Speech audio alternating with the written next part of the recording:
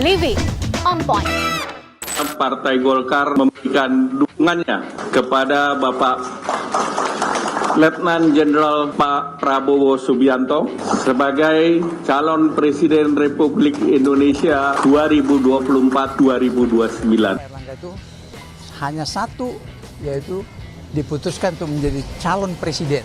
Tetapi kenyataannya dia tidak melaksanakan keputusan Rapimnas, tetapi malah mendukung capres calon presiden Bapak Prabowo Subianto. Yang kami persoalkan Pak Erlangga yang mengambil sikap seperti itu adalah langkah pribadi, personal. Tidak ada kaitan dan urusannya dengan Partai Golkar. Golkar kan sudah bikin tim teknis dengan PDI Perjuangan, tapi kemudian banting setir ke Prabowo. Ini atas instruksi Pak Jokowi. Secara subjektif, Pak Jokowi dukung Ganjar. Namun, pada saat Pak Jokowi dihadapkan dengan kebutuhan keberlangsungan pemerintahan dan negara ke depan, dia dihadapkan dengan pilihan harus dukung Pak Prabowo. Kalau memang Pak Erlangga nggak kepilih, Golkar akan tetap stay di situ? Atau begini, mungkin banting setir ke PDIP? The best couple next calon presiden dan wakil presiden yaitu Pak Prabowo dengan Pak Erlangga. Versinya Golkar. Ya, itu dia.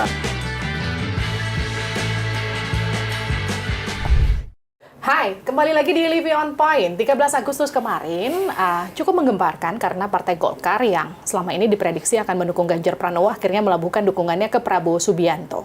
Ada beberapa pertanyaan dan juga asumsi yang kemudian bermunculan, apalagi setelah Ketua Umum Golkar Erlangga Hartarto yang kemudian sebelumnya diberikan amanat untuk menjadi baca pres di Pilpres 2024 kemudian legowo kalaupun pada akhirnya jadi baca wapres. Itu kemudian jadi salah satu alasan yang kemudian sejumlah pihak melaporkan Pak Erlangga ini karena dianggap melanggar ADART partai.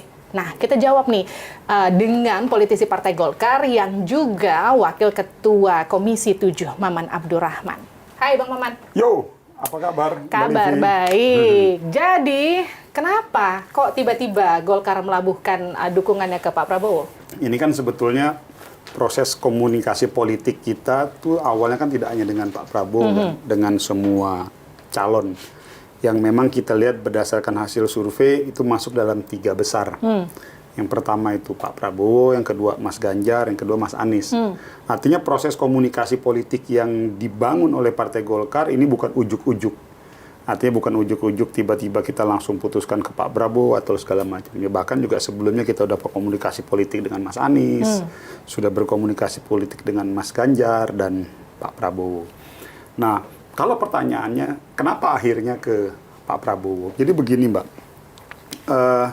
Dalam proses penentuan keputusan politik terkait pencapresan, tentunya ada beberapa parameter yang memang harus dilihat. Tentunya yang pertama adalah dari parameter pertama adalah faktor akademik, yaitu hasil survei. Hasil survei itu kan scientific result. Jadi, ya memang fakta secara hasil survei, 3 besar itu adalah Pak Prabowo, Pak Mas Ganjar dan Mas Anies. Artinya itu dasar pertama. Jadi realitas hasil saintifik itu juga menjadi pertimbangan pertama kita. Namun setelah kita melihat hasil survei, kita kan nggak bisa ujuk-ujuk hanya sekedar berdasarkan faktor hasil survei. Tentunya faktor yang kedua adalah faktor konfigurasi elit. Itu suka ataupun tidak suka, faktor elit-elit politik di Indonesia ini, di negara ini pasti akan menentukan akhir keputusan kita itu. Irisan-irisannya, segala macam, komunikasi politik di sesama ketua umum partai, dengan pemerintah, dalam hal ini Pak Jokowi, dengan pemerintahan sebelumnya, dan itu pertimbangan kedua. Nah, lalu yang ketiga, yaitu kecukupan tiket partai. Nah, kan kita melihat dari semua itu, ya kita melihat kalau kita dengan Gerindra, itu secara kebutuhan untuk pencapresan sudah cukup. Nah, artinya koalisi ataupun tiket pencapresan sudah lebih dari cukup. PDIP sendiri juga cukup sebenarnya kalau Golkar ke sana. Ya itu, ini saya bilang dulu ya. Nah, itu 3. Nah, yang terakhir ini Mbak, tidak kalah pentingnya, yang sering sekali diabaikan oleh setiap orang dalam penentuan ataupun kontestasi, baik itu pilkada, pilgub, maupun pilpres. Apa itu? Kita bicara tentang tidak boleh hanya sekedar gimana caranya lu menang jadi presiden atau wakil presiden. Tapi lu harus bisa berbicara tentang pada saat kita sudah jadi presiden atau wakil presiden, kita mau ngapain? Apa kebutuhan bangsa dan negara hari ini ke depan dalam konteks sustainability, keberlangsungan dari pemerintahan sekarang, yaitu pemerintahan Pak Jokowi dan next-nya nanti ke depan. Nah, saya mau bilang begini, Mbak. Apa yang sudah dilakukan dari era Pak SBY, lalu dilanjutkan oleh Pak Jokowi, lalu nanti setelahnya, itu fase-fase yang memang kita harus akui masing-masing punya karakteristik tantangannya di era mereka masing-masing. Kita melihat tantangan ke depan ini lebih berat dibandingkan di era Pak SBY masuk ke era Pak Jokowi 10 tahun ini, lalu nanti setelah Pak Jokowi. Apa tantangan yang paling berat? Itulah konsolidasi nasional. Di era sekarang ini kita sadar dan semua udah ngerti sekali, kita sempat kena badai COVID. Dilantangkan dengan COVID dan lain sebagainya. Negara ini sudah recovery. Ya kebetulan Menko Perekonomiannya ketua umum gua kan. Ya enggak itu fakta. Ya. Beliau sangat cukup memahami bahwa ada upaya yang sangat luar biasa berat waktu itu kita untuk mengembalikan keadaan ekonomi negara. Jadi kita waktu itu begini, seluruh negara di dunia, Mbak, itu minusnya rata-rata di atas 6%. Ada yang belasan persen dan lain sebagainya. Tapi waktu itu kita jaga jangan sampai lewat dari 6%. Itu luar biasa effortnya.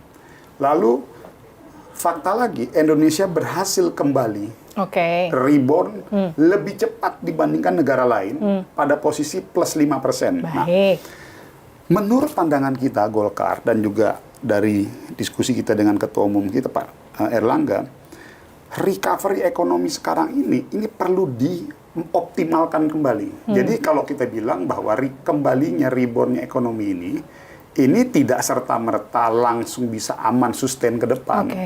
Artinya perlu ada treatment kebijakan selanjutnya untuk memastikan bahwa reboundnya ekonomi di angka 5% ini bisa sustain ke depan. Dan itu bisa dilakukan Prabowo Subianto? Nah, itu tadi saya sampaikan.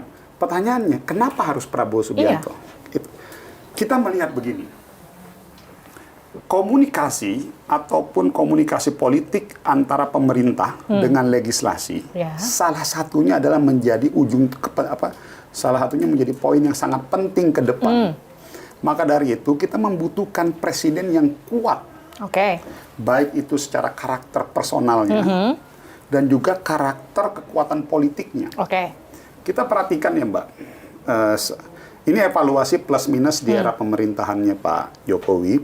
Dengan posisi Pak Jokowi yang sebagai presiden tapi beliau tidak pegang partai, beliau dihadapkan dengan tantangan lagi pada saat ada sebuah kebijakan, beliau membutuhkan sebuah treatment komunikasi politik yang cukup memberikan effort tambahan. Ke internal partainya? Ke semua partai, artinya di parlemen, maksud saya di parlemen. Ini yang kita lihat ke depan, kita harus memiliki presiden yang memang kokoh dan kuat. Baik itu di eksekutif maupun juga di legislatifnya. Kita melihat sosok dari tiga itu, memang dari sisi karakteristik kebutuhan untuk keberlangsungan negara ke depan, kita melihat itu ada figurnya Pak Prabowo. Ya sekarang kita tahu beliau dari segi dia capres, ya kita sekaligus juga ketua umum partai. Nah ini yang memang menjadi titik utamanya Partai Golkar. Tapi Pak Jokowi nggak megang jadi ketua umum partai 10 tahun dipimpin beliau baik-baik aja. Kan tadi saya bilang ada extraordinary condition pasca COVID ini. Jadi maksud saya gini loh, pasca COVID kita sudah reborn, tapi kita membutuhkan sustainability reborn ekonomi kita untuk lebih firm menjaga agar lebih stabil. Nah, jadi proses yang itu satu Mbak ya. Jadi tadi kita membutuhkan kandidasi ataupun presiden ke depan yang memang kuat secara karakter personal dan juga beliau memiliki kekuatan politik di parlemen. Lalu yang kedua, karakteristik tegasnya seorang Prabowo itu kita butuhkan untuk konsolidasi nasional. Plus tadi dikombinasikan dengan karakteristik teknokratik dan ekonomnya Pak Erlangga. Kita tadi menilai ini akan menjadi sebuah duet yang sangat paripurna. Pada saat misalnya kita di etalase publik kita punya calon presiden, punya presiden yang dengan karakteristik militer, kokoh kuat, namun tidak mengabaikan aspek-aspek demokratisasi, lalu didampingi oleh ketua umum kita yang memang teknokratik, punya jam terbang pemerintahan, baik itu di eksekutif maupun legislatif. Kita melihat ini kombinasi yang Tapi ideal. Golkar kan sebelumnya sudah bikin tim teknis dengan PDI Perjuangan tuh. Tapi kemudian banting setir ke Prabowo. Ini atas instruksi Pak Jokowi, benar nggak? Ini yang tadi saya bilang hasil dari proses komunikasi politik yang dibangun oleh Partai Golkar dengan semua kandidat. Kita akhirnya menemukan pada satu kesimpulan bahwa begini, secara subjektif Pak Jokowi dukung Ganjar. Iya. Karena sesama kader Partai Golkar, kader PDIP. Namun pada saat Pak Jokowi dihadapkan dengan kepentingan yang lebih besar dari aspek objektivitas dan kebutuhan keberlangsungan pemerintahan dan negara ke depan, dia dihadapkan dengan pilihan harus dukung Pak Prabowo. Yang kita butuhkan hari ini adalah apa sih yang sebenarnya dibutuhkan oleh negara ke depan. Oke, tapi artinya gini, benar nggak kalau tadi pertanyaan saya, dukungan Golkar ke Pak Prabowo yang kita bisa katakan cukup mendadak, itu karena instruksi Pak Jokowi? Nggak mendadak, kan udah setahun. Tapi kan sebelumnya sudah sempat bikin tim dengan PDIP. Kan semua, sama Anies juga kita komunikasi kok. Jadi maksudnya gini, terbentuknya tim itu dalam rangka untuk membangun komunikasi politik dengan semua pihak, dan menurut saya wajib. Jadi kita membangun komunikasi politik dengan PDI, kita harus membentuk tim. Karena kan nggak mungkin semua dihandle oleh ketua umum dong. Yes. Tentunya kayak saya ditugaskan ke sini, ditugaskan di sini. Itu dalam rangka untuk membicarakan hal-hal yang cukup teknis, detail terkait plan ke depan, konsepnya bagaimana, visi dan misinya seperti apa. Jadi saya melihatnya dari sisi itu. Dan akhirnya kita memutuskan ke Pak Prabowo sebetulnya tidak mendadak, karena komunikasi politik yang sudah dibangun dengan Pak Prabowo itu sudah hampir kurang lebih 10 bulan. Setelah saya masuk, saya lihat dari dekat, saya ikut pemerintah ini, saya yakin bahwa Pak Jokowi seorang patriot yang memikirkan rakyat dan bangsa Indonesia. Dan pemikiran-pemikiran beliau benar dan berhasil sampai sekarang. Dan untuk itulah saya sepenuh hati, saya ingin teruskan perjuangan beliau, dan bersama tim kita tadi kita berembuk, para ketua umum tadi berembuk walaupun sebentar, ya Pak Zul, Pak Erlangga, Gus sama Profesor, kita sepakat koalisi kita beri nama Koalisi Indonesia Maju. Kemarin kan diumumkan sama Pak Prabowo ya, bahwa koalisi ini namanya Koalisi Indonesia Maju. Koalisi ini namanya sama persis dengan koalisi partai-partai politik pemerintahannya Pak Jokowi. Artinya gini, ini nama koalisinya merepresentasikan komandonya dari Pak Jokowi, benar nggak sih? Kalau komando, saya pikir terlalu jauh. Tapi bahwa kita berkepentingan untuk membangun sustainability, itu dulu ya. Coba kita mundur ke belakang deh Mbak Livi, dari zaman 15-20 tahun sebelumnya, sering sekali ada satu di akhir era pemerintahan, sering sekali kita mengabaikan satu kata besar, keberlangsungan. Artinya keberlangsungan ini menjadi penting untuk dibangun oleh siapapun hari ini, bahwa nanti dalam keberlangsungan pemerintahan itu tetap ada yang perlu kita evaluasi, ada yang perlu kita perbaiki, itu wajib. Tetapi narasi besarnya adalah keberlangsungan. Nah, kata-kata koalisi Indonesia Maju itu kan sebetulnya ini dalam rangka kita untuk ingin memberikan pesan kepada publik, kepada diri kita sendiri, bahwa perlu ada keberlangsungan pemerintahan. Jadi bukan berarti karena itu dulu nama Koalisi Indonesia Maju itu ada di pemerintahan Pak Jokowi, koalisi ini diartikan satu bentuk komando dari Pak Jokowi lagi, bukan ya? Saya pikir nggak ke situ ya. Gini, bahwa terbangun komunikasi antara kita dengan Pak Jokowi pasti. Terlalu naif kalau kita sampaikan di dalam forum ini nggak ada komunikasi politik kita dengan Pak Jokowi, itu kita nggak perlu juga terlalu ini, dan itu faktanya ada.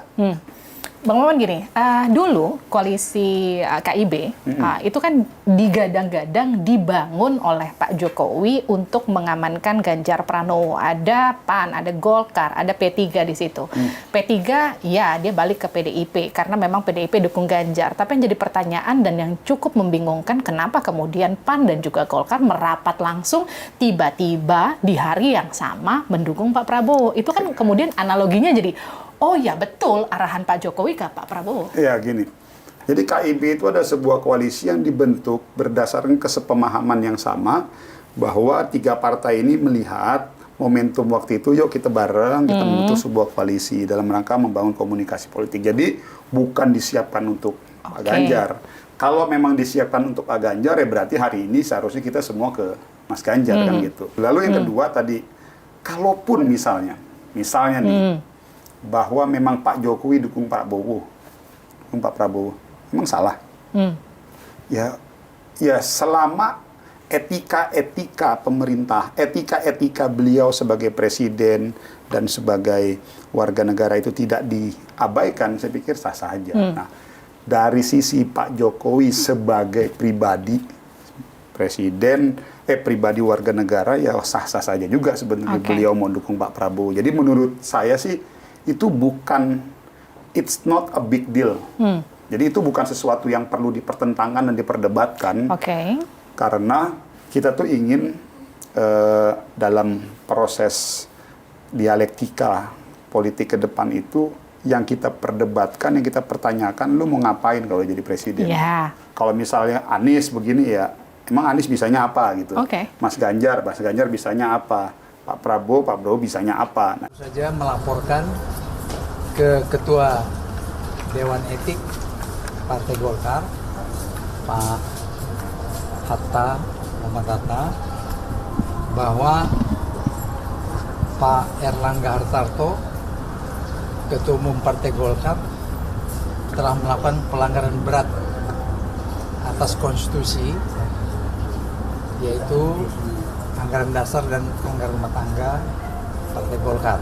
Pelanggaran yang dilakukan itu adalah bahwa Rapimnas Partai Golkar tanggal 22 Maret tahun 2021 memutuskan Pak Erlangga menjadi calon presiden Republik Indonesia dari Partai Golkar pada pemilu 2024 yang akan datang.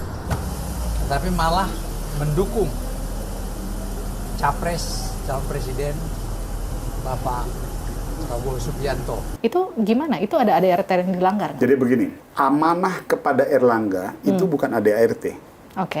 Dia di ADART nggak ada bunyi itu. Di ADART normatif aja bahwa kita kader harus ini segala macam sesuai dengan aturan. Nah, amanah kepada ketua umum itu adalah keputusan Munas. Jadi pada saat Pak Erlangga terpilih, ada keputusan Munas yang sampai sekarang menjadi debatable. Nah, padahal sebetulnya kalau dibaca betul-betul, jadi gini, Munas itu memerintahkan kepada ketua umum terpilih, dalam hal ini Pak Erlangga, untuk memberikan atau mencari solusi langkah-langkah strategis dalam konteks pemenangan Pilpres dan Pilwapres. Jadi amanah Munas itu tidak mesti harus, ini dulu ya, Erlangga sebagai capres atau sebagai cawapres, tapi memerintahkan kepada ketua umum untuk mencari kader terbaik untuk menjadi calon presiden dan calon wakil presiden. Itu amanah Munas loh. Nah, setelah Munas, beberapa bulan setelah itu, kita buat Rapimnas, Mbak Livi. Nah, Rapimnas itulah yang merekomendasikan bahwa Pak Erlangga menjadi calon presiden dan memberikan mandat penuh kepada Pak Erlangga untuk menentukan langkah strategis dan langkah politik. Jadi keputusan Rapimnas itu seperti itu. Artinya kalau nanti pada saat menuju pendaftaran di KPU ternyata Golkar tidak mencalonkan Pak Erlangga atau tidak mencalonkan Pak Erlangga sebagai cawapres, tidak ada aturan yang dilanggar. Kenapa? Kita pasti akan memutuskannya melalui Rapimnas juga. Gara-gara ini Golkar terbelah? Enggak. Enggak. Enggak ada. Ribut-ribut kemarin nggak ada? Arti apa? Gini, dinamika Mbak Livi udah lama. Tapi Kita kan udah selalu sering- akan ada partai Iya, politik baru yang muncul dari Golkar. Ini Iya. nggak ada ya kali ini ya? Jadi kali ini beda. Dinamika menuju Pilpres itu hal yang wajib malah di internal partai kita. Jadi apa yang terjadi sekarang itu adalah dalam rangka bagian dari sebuah proses demokrasi politik internal partai yang menurut saya sah-sah saja dan wajib terjadi di partai yang sangat demokratis di Partai Golkar. Jadi balik lagi tadi kalau misalnya dibilang ada aturan dilanggar, nggak ada. Oke. Nggak ada aturan dilanggar. Ini semua masih dalam proses komunikasi politik. Jadi bahkan ada yang bilang nih Mbak Livi, wah ini harus munaslup karena di Munas kan memutuskan Erlangga sebagai Ya, itu yang kemudian kemarin itu ribut-ribut kan? tapi kan orang nggak baca keputusan Munas itu. Orang hanya melihat, mendengar tafsir-tafsir si A, si B, si C. Baca dong keputusan Munas itu. Oke. Emang Gitu. putusan Munas itu nggak disebarkan kemudian ke Iya, itu kader-kader? makanya. Itu yang seharusnya kita tanya sama mereka Oke. sebelum mereka ngomong, lihat dulu keputusan Munasnya. Jadi keputusan Munas itu, jadi kalau dibilang bahwa keputusan mencalonkan Erlangga itu di Rapimnas. Jadi kalau misalnya nanti kita mau mengambil keputusan yang berbeda, ya cukup Rapimnas saja. Oke. Ridwan Kamil itu kan berdasarkan hasil survei ada di nomor 1 bacawa pres. Tapi kenapa kemudian Golkar yang disuarakan keluar dari Golkar Pak Erlangga, Pak Erlangga, Pak Erlangga, bukan Ridwan Kamil? Oke. Gini, kita harus ngelihat tadi di awal basisnya adalah kompetensi. Oke. Apa yang dibutuhkan untuk negara, pemerintahan ke depan. Itulah menyebabkan kenapa akhirnya kita tetap prioritaskan Pak Erlangga. Oke, meskipun surveinya Ridwan Kamil lebih tinggi. Iya, kan dasar kita di situ. Karena ternyata setelah kita bedah kan, ini tadi kalau faktor saintifik sebetulnya faktor wapres itu tidak terlalu berpengaruh. Coba ya kita bedah tuh hasil survei terakhirnya LSI, survei Oke. terakhir ini. Pak Prabowo dipasangkan dengan si A, Pak Prabowo dipasangkan dengan si B, Pak Prabowo dipasangkan dengan si C. Lalu Mas Ganjar dengan si A atau si B, si C. Sebenarnya nggak ngaruh. Oke. Jadi yang diteropong dari hasil survei cawapres itu sebetulnya kan orang yang sama dan tidak memiliki pengaruh. Oke. Pada saat dia dipasangkan, ya udah orang tetap akan melihat itu menjadi satu kesatuan. Baik. Nah, akhirnya karena dasar pertimbangan faktor saintifik survei tadi, akhirnya kita tambahkan. Jadi ada hal yang lebih penting, bagaimana memastikan pada saat nanti Pak Prabowo terpilih, insya Allah kalau didukung takdir Allah, perjalanan pemerintahan ke depan harus dipegang oleh pemimpin yang kuat dan kokoh dan memiliki kompetensi. Oke. Jadi udah firm ya, Dan- Golkar bersama Prabowo Subianto sampai akhir. Insya Allah. Kalau memang Pak Erlangga nggak kepilih, Golkar akan tetap stay di situ, Oke, atau begini. mungkin banting setir ke PDIP. Keputusan mendukung Pak Prabowo itu adalah sebuah langkah kebijakan amanah yang sudah diberikan kepada Erlangga sebagai ketua umum partai, dan itu final. Oke.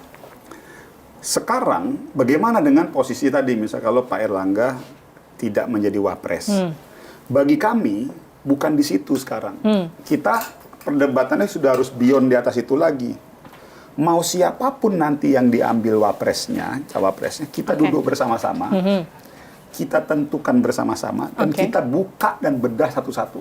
Karena begini, Mbak. 4 parameter yang di awal tadi saya bilang itu harus masuk dalam pertimbangan penentuan konfigurasi presiden dan wakil presiden. Oke. Itu di dalam penentuan Pak Prabowo kita masukkan pertimbangan itu. Artinya nanti penentuan wapres pun kita harus mempertimbangkan faktor-faktor itu. Faktor kompetensi, Oke. faktor mana yang dibutuhkan oleh masyarakat, oleh bangsa dan negara, faktor peluang kemenangan. Oke. Kan kita nggak mau juga asal-asal pilih wapresnya si A atau si B, totalnya nggak memberikan Nah, itu yang efek. kemudian jadi pertanyaan juga kan, kita juga dengar pernyataan dari Pak Pandana Baban yang nyebut langkah Golkar dan juga PAN untuk nyebrang mendukung Pak Prabowo itu adalah langkah menuju ke tempat yang kalah. Karena narasi untuk menyatukan Pak Prabowo dan Gibran yang digadang-gadang akan jadi pendampingnya Pak Prabowo, itu udah hampir nggak mungkin. Itu gimana reaksi Abang? dianggap itu aja ya pindah Gini. ke Pak Prabowo tuh udah pasti kalah lah. Ya wajar lah Bang Panda ngomong begitu ya. Dia kan dukung Ganjar. Ganjar. Dia pasti akan bilang pokoknya kalau yang nggak dukung Ganjar kalah kan gitu. Ya ini kan itu kan pasti ngomong begitu kan, nggak mungkin dia bilang wah itu Pak Prabowo peluangnya lebih bagus daripada Karena Pak Panda Ganjar. tuh menekankan bahwa narasi untuk Prabowo bersanding sama Gibran yang sebetulnya menjadi misi rahasianya koalisi yang baru tergabung ini itu udah hampir nggak mungkin. Gitu. Ya, kenapa dia harus mengatakan bersandingnya dengan Gibran? Kan belum tentu. Itu kan gini. Ya namanya dalam era demokrasi ya, orang menyodorkan pilihan-pilihan gitu. Ada kandidatnya Mas Gibran, ada kandidatnya Pak Erlangga Hartarto, ada Caimin, ada Mas Erick Thohir, dan bahkan muncul juga yang lain-lainnya gitu loh. Jadi kenapa nggak ada masalah? Tapi kan gini, semakin besar perahunya partai ini kan jadi koalisi dengan partai politik terbanyak ya, dengan suara terbanyak. Yang jadi pertanyaan gini, kan akan jadi makin ribet untuk menentukan siapa yang jadi bacawa pres, yang satu setuju, yang satu nggak setuju, gitu nggak sih? Kalau mengutip kata-katanya Rocky Gerung, politik itu seni ilmu tertinggi dalam setiap ilmu, dalam ilmu-ilmu yang ada. Artinya, ya mau 4 partai, 5 partai, Mbak Livi, ya ini adalah kita udah biasa membangun proses komunikasi politik ini. Jadi bukan sesuatu yang harus kita khawatirkan atau harus kita takutin. Justru ini kita jadikan sebagai kelebihan dan tantangan bagi kita semua untuk mengelola komunikasi politik di sesama ketua umum partai. Tapi gini, bukankah kalau orang bilang gini, makin banyak pilihannya, makin bingung kita untuk milih, ya nggak sih? Itu mungkin urusan pasangan hidup kali. Oh, nggak gitu. Iya. Nggak gitu. Iya. Kalau urusan pasangan hidup mungkin pusing. Nah, kalau urusan cawapres pusing nggak? Kalau urusan cawapres justru nggak ada, malah bagus, Livi. Jadi misalnya gini, jadi Pak Prabowo nih, dia dihadapkan dengan beberapa pilihan-pilihan, malah bagus. Kita bisa breakdown masing-masing plus minusnya apa, kelebihannya apa, kekurangannya apa, bla bla bla. Ya kalau tanya ke kita hari ini dengan segala argumentasi subjektif maupun argumentasi objektif, ya kita menilai the best couple in the world buat nanti the next calon presiden presiden dan wakil presiden, yaitu Pak Prabowo dengan Pak Erlangga. Versinya Golkar. Ya itu dia. Karena kemarin saya Tapi ngobrol kan sama. ini berhak untuk di-challenge. Iya, boleh dong. Boleh. Makanya itu enaknya kalau kita punya beberapa partai, nanti kan juga pasti dari PKB kan dorong Caimin. Iya. Menurut teman-teman PKB kan the best couple-nya kan Pak Prabowo dan Caimin. Nggak apa-apa, kita sandingkan masing-masing. Ada juga kita punya Erick breakdown. Thohir. Iya itu, PAN ada Erick Thohir.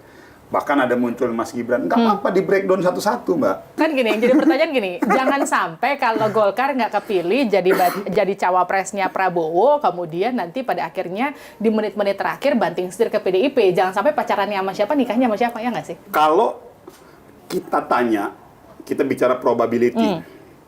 Yang namanya probability, selama kita belum daftar di KPU, semua kemungkinan bisa terjadi. Itu dulu ya. Kalau yang karena kan kita bicara kemungkinan. Iya, ukuran formal, aspek legal formalnya seseorang itu menjadi capres atau cawapres didukung oleh partai-partai, nanti pada saat pendaftaran di KPU. Hamin 1 jam aja itu bisa berubah. Ya kalau tadi pertanyaan Mbak Livi Karas itu semuanya masih bisa. Masih mungkin. Tetapi kalau melihat persentasenya kecil. Karena kita melihat bagi kita memang the best konfigurasi hari ini, paketannya adalah, duetnya adalah di koalisi ini.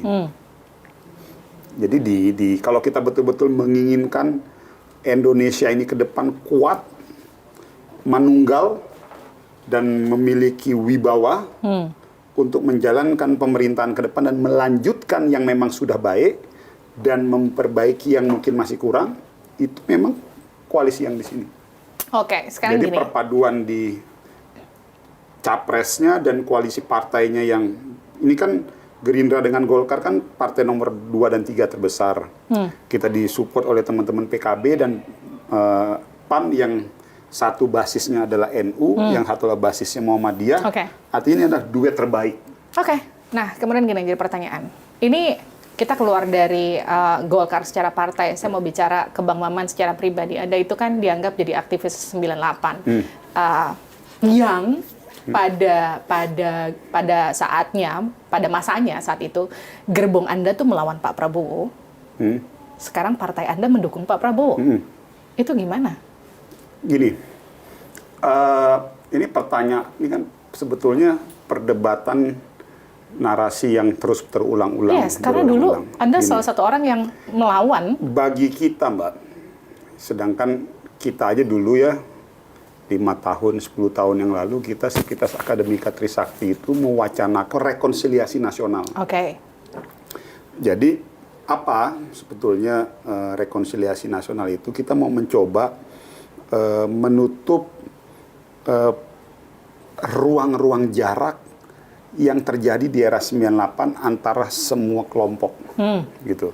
Karena kita udah saatnya kita bicara tentang masa depan, udah saatnya kita bicara tentang bahwa setiap orang punya kelebihan dan kekurangan.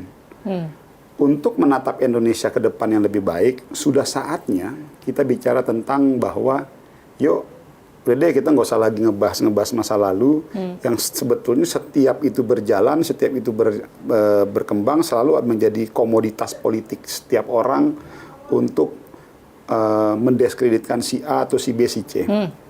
Faktanya bahwa hari ini, dengan semua proses perjalanan waktu ini, Pak Prabowo dengan segala kelebihan dan kekurangannya, beliau sebetulnya termasuk orang yang sudah cukup memiliki keberanian tampil di panggung nasional ini, walaupun beliau dihadapkan dengan hujatan dan makian. Itu yang kemudian agak lucu, karena kalau kita lihat gini, dulu kan Anda dengan Trisakti, tempat Anda dulu berkuliah, kemudian kan bagaimana kerasnya menyuarakan perlawanan saat itu. Ada juga sekarang Budiman Sujatmiko yang juga ikut gerbongnya Pak Prabowo. Ada apa sih dengan kalian-kalian itu? Bang Pius. Yes. Almarhum Bang Desmond, artinya berarti itu justru seharusnya ada tanda tanya besar. Kenapa orang-orang yang dulunya berhadap-hadapan dengan Pak Prabowo kok sekarang malah bersama-sama? Artinya ada sebuah kesadaran bersama kita, Mbak, bahwa kita tuh dulu tuh kayak, ya gini loh, Mbak, itu kan jatuh rezim ya, Soeharto. Ya pastilah wajar orang yang dulu mungkin ada di kubunya Pak Orde Baru berseberangan dengan kita, beliau membela ataupun melakukan pengamanan ya misalnya. Karena waktu itu kan konteksnya Pak Prabowo kan beliau sebagai Danjen Kopassus kan, artinya ya tugas beliau mengamankan negara kan. Jadi waktu itu kan beliau bukan mengamankan Soehartonya itu dulu ya, tapi melekat di badan beliau adalah sebagai seorang aparatur negara untuk mengamankan kepentingan negara. Jadi kesadaran itu yang akhirnya terbangun di kita bahwa oh ya, sebenarnya dulu tuh Pak Prabowo itu bukan, walaupun memang kebetulan beliau menantunya Pak Soeharto, tapi yang terbangun di badan dia itu adalah melekat posisi beliau sebagai TNI, sebagai tentara untuk mengamankan negara. Jadi bagi saya itu isu yang sudah usang, karena terus-terusan gitu. Isu itu muncul nih, contoh misalnya. Kenapa sih isu Pak Prabowo yang katanya aktivitas pelanggaran HAM gitu, nggak muncul pada saat dulu Pak Jokowi maju menjadi calon gubernur DKI, membutuhkan dukungan Partai Gerindra, lalu kenapa nggak muncul gitu? Bahkan kita mundur lagi ke belakang, Livi. Dulu Bu Mega sama Pak Prabowo kan berpasangan tuh. Itu udah 15-20 tahun yang lalu. Lagi panas-panasnya tuh, mungkin lagi hangat-hangatnya. Itu buktinya Bu Mega pasangan juga dengan Pak Prabowo. Artinya apa? Kita ketemu pada satu kesadaran bahwa ini ternyata cuma dijadikan konsumsi politik, alat politik untuk sekedar mendiskreditkan seorang Prabowo. Dan tegas hari ini saya mengatakan bahwa itu isu sudah usang dan itu hanya dijadikan sebagai alat untuk mendiskreditkan seseorang. Bahwa faktanya, kalau tanya ke kita, kebetulan saya mantan presiden mahasiswa Trisakti, saya tahu betul kok pelaku-pelaku lapangannya sudah diproses secara hukum. Nih kita masuk ke pertanyaan cepat. Ini ada 3 pertanyaan terakhir yang harus dijawab dengan cepat. Waduh, bahaya dong. Cepat dan singkat. Pertanyaan pertama, apa yang membuat Maman Abdurrahman jadi anggota Dewan? Ya karena gue pengen membawa aspirasi masyarakat aja. Oke, kenapa Pak Erlangga harus bersanding dengan Pak Prabowo? Karena yang terbaik buat Indonesia ke depan adalah couple-nya Prabowo dan Erlangga, duet seorang yang memiliki karakteristik kuat, wibawa penuh, konsolidatif, dan teknokrat dan ekonom. Oke, di mata Maman Abdurrahman dan juga Golkar, seperti apa sosok Prabowo Subianto? Tegas, lucu. Lucu? Iya. Oke. Itu aja sekarang tuh di kepala gue tuh. Oke, terima kasih Maman Abdurrahman telah bergabung bersama kami di Living on Point. Itu dia tadi obrolannya. Kita ketemu lagi di Living on Point berikutnya. Sampai jumpa.